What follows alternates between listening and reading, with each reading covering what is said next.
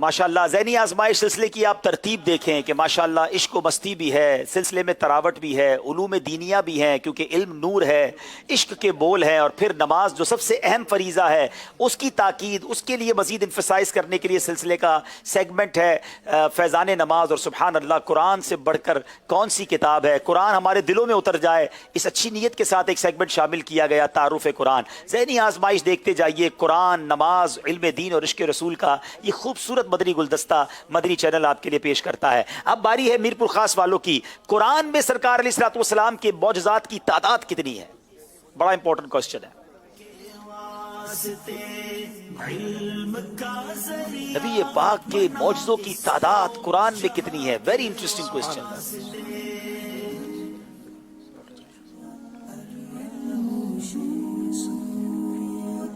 آپ کے پاس ابھی مدد کا آپشن باقی ہے۔ قرآن کریم میں حضور احمد عالم صلی اللہ علیہ وسلم کے 60,000 معجزات کا بیان ہے اور 3,000 اس کے علاوہ ہیں۔ اور حقیقت کیا ہے؟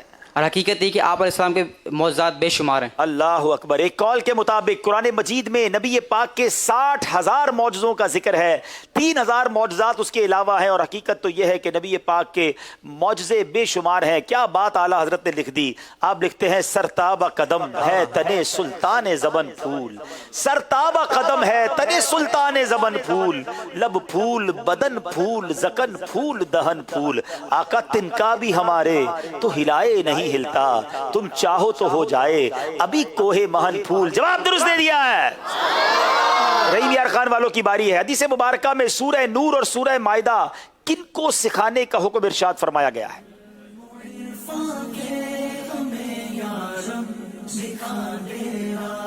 حضور صلی اللہ تعالی وسلم نے ارشاد فرمایا سورہ مائدہ اپنے مردوں کو سکھاؤ اور سورہ نور اپنی عورتوں کو۔ جی، عورتوں کو سورہ نور کی تعلیم دی جائے، مردوں کو سورہ مائدہ سکھایا جائے حدیث پاک کے مضمون کے مطابق۔ جواب درست دے دیا ہے۔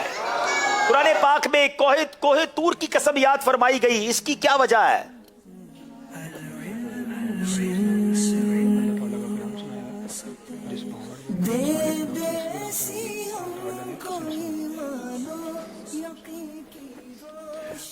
چونکہ کوہ طور پر موسیٰ علیہ السلام کو اللہ تعالیٰ کا کلام سنایا گیا، تو اس سے معلوم ہوتا ہے کہ جس پہاڑ کو اللہ کے نبی علیہ السلام سے نسبت حاصل ہو جائے وہ پتھر اور پہاڑ بھی نسبت والا ہوا جاتا ہے۔ کیا بات ہے، اللہ والوں سے پہاڑ اور پتھر کو بھی نسبت ہو جائے تو وہ بھی عظمت والا ہو جاتا ہے۔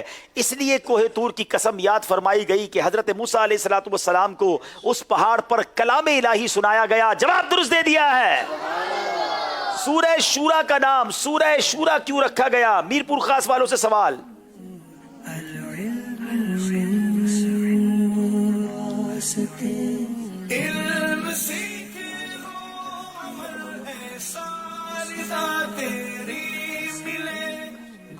کیونکہ اس صورت کے اندر جو ہے مسلمانوں کے ایک وصف کو بیان کیا گیا ہے کہ وہ اپنے کام مشورے کے ساتھ کرتے ہیں، اس وجہ سے اس کا نام سورہ شورا رکھا گیا۔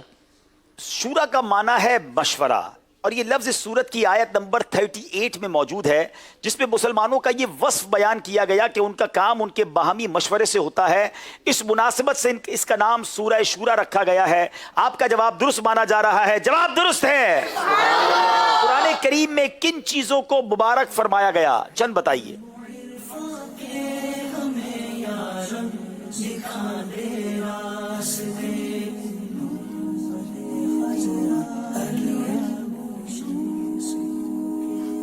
قرآن کریم میں چند چیزوں کو مبارک فرمایا گیا۔ حضرت عیسیٰ علیہ السلام کو، شب قدر کو، زیتون کے درخت کو، بارش کے پانی کو اور طور سینا کو۔ ہائے ہائے، طور سینا کو، حضرت عیسیٰ علیہ السلام کو، بارش کے پانی کو، شب قدر کو، زیتون کے درخت کو۔ جواب درست دے دیا ہے۔ قرآن عظیم کے کثیر اسما ہیں، بہت سارے نام ہیں جو کہ اس کتاب کی عظمت و شرافت کی دلیل ہیں۔ 6 مشہور اسما ان کے سنائیے۔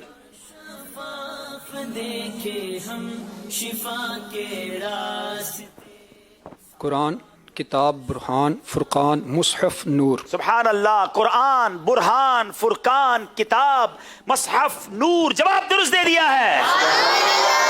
माशाअल्लाह जनाब, अभी तक किसी टीम ने कोई गलती नहीं कही है। इनके इरादे आपको नजर आ रहे हैं कि ये क्या तैयारी करके आए हैं और पता नहीं आखिर में हमारा क्या हल करना है। चले जनाब, चारों सेगमेंट कंप्लीट हुए, सबके पूरे नंबर, कोई गलती नहीं की।